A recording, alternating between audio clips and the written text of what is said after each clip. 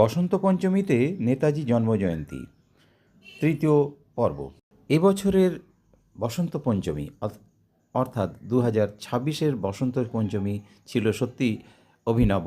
একদিকে সরস্বতী পুজো, অপরদিকে নেতাজির জন্মদিন। এই দুটোকে কেন্দ্র করেই আয়োজিত হয়েছে বিভিন্ন শিক্ষা প্রতিষ্ঠানে নানা অনুষ্ঠান। শিলিগুড়ির পর বিভাগীয় শহর জলপাইগুড়িতে একটি বেসরকারি শিক্ষা প্রতিষ্ঠানে আয়োজিত হলো এই নেতাজি জন্মজয়ন্তী, সেই সঙ্গে সরস্বতী পুজো বসন্ত পঞ্চমী উপলক্ষে। চলুন দেখা যাক, শোনা যাক। চলতে চলতে আমরা পৌঁছে গিয়েছিলাম জলপাইগুড়ির পান্ডাপাড়া তরুণপাড়াতে রয়েছে EILM। এই EILM-এর ভেতরে যে রয়েছে নেতাজির বরপুত্র, তাকে একটা থিম করে এবারকার সরস্বতী পূজার পাশাপাশি নেতাজির জন্মদিন পালন করা হচ্ছে এবং সেই বিষয়ে আমরা শুনবো। এবং এখানে নেতাজির ছোটোবেলার জীবন কাহিনী, তাকে নিয়ে একটা কবিতাও লেখা হয়েছে এবং এখানে অনেকেই যারা স্টুডেন্ট রয়েছে তারা নেতাজি সুভাষচন্দ্র বসুর বিভিন্ন পর্ব তুলে ধরেছেন আর কি। এখানটা দেখতে পাচ্ছেন, এখানে রয়েছে নেতাজির উপরে কিছু বই, যেটা নেতাজি পুস্তকালয় পড়া হচ্ছে।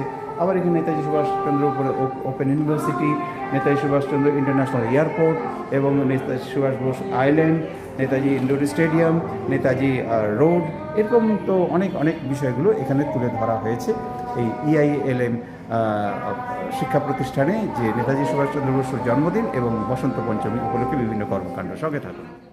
এবার আমরা শুনব এই শিক্ষা প্রতিষ্ঠানের যিনি ভারপ্রাপ্ত প্রতিনিধি প্রফেসর ভাস্কর চক্রবর্তী। চলুন শোনা যাক তার কথা, কি বলছেন তিনি। এটা তো ভীষণ তাৎপর্যপূর্ণ দিন এবং এটা ভীষণ রেয়ার ব্যাপার যে সরস্বতী পুজো, বাগদেবীর আরাধনার দিন এবং নেতাজির জন্মজয়ন্তী একই দিনে পড়েছে।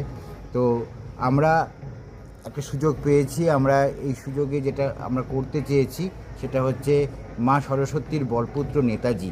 এটা একটা থিম বা কনসেপ্টের উপর আমরা পুরো পুজো মণ্ডপটাকে আমরা এখানে ডেকোরেশন করেছি, সজ্জিত করেছি। আমাদের স্টুডেন্টরাই করেছে বেসিক্যালি, কারণ কি নেতাজি উপরে একটা নেতাজি পুস্তকালয়, নেতাজির উপরে নেতাজি কর্নার, নেতাজি গ্যালারি, বিভিন্ন জিনিস এখানে আমরা তৈরি করেছি। আর মা সরস্বতীর কৃপা তো নেতাজির উপর ছিল, তাই এত সাহস, তাই এত উদ্যম, তাই এত স্বার্থত্যাগ, তাই এত বড় স্বপ্ন, সমস্ত কিছু উনি করে দেখিয়েছেন। আমাদের জাতীয় নায়ক, আমাদের পরাক্রম, শৌর্য, বীরত্ব বলতে আমরা একটা মানুষকেই বুঝি, নেতাজিকে, সুভাষচন্দ্র বোস। তো সেই জায়গাটা ছাত্রছাত্রীদের মধ্যে নিয়ে আসতে পেরে আমরা ভীষণভাবে খুশি। তারাও নেতাজিকে জানুক, প্রত্যেকটা এই যুব সমাজের মধ্য থেকে যেন আরও অনেক নেতাজি সামনে উঠে আসে, সেই জায়গাটা একটা দৃষ্টান্ত হোক। তো আজকে সারাটা দিন আমরা নেতাজি এবং মা সরস্বতীকে নিয়ে আমাদের কলেজ প্রাঙ্গণে আমরা মেতে আছি।